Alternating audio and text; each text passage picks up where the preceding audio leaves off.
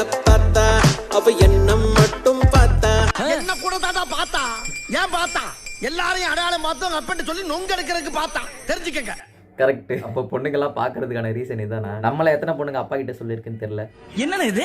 எவ்வளவு நாள் தான் முதலாளி இருப்ப? இன்னில இருந்து நீ தொழிலாளி. என்ன பண்ற? மூச்சுக்கு 300 தடவை தம்பி மயில் வாங்கணும், தம்பி மயில் வாங்கணும் கூப்பிடுவேன்.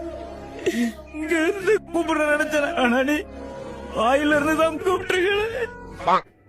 என்ன சொல்றதுனே தெரியல, சிரிப்பு தான் வருது. பயங்கரமா பண்ணிருக்கானுங்க. எத்தனை நாளைக்கு தான் முதலாளியா இருப்பேன், இன்னில இருந்து தொழிலாளியா இரு. வேற லெவல்.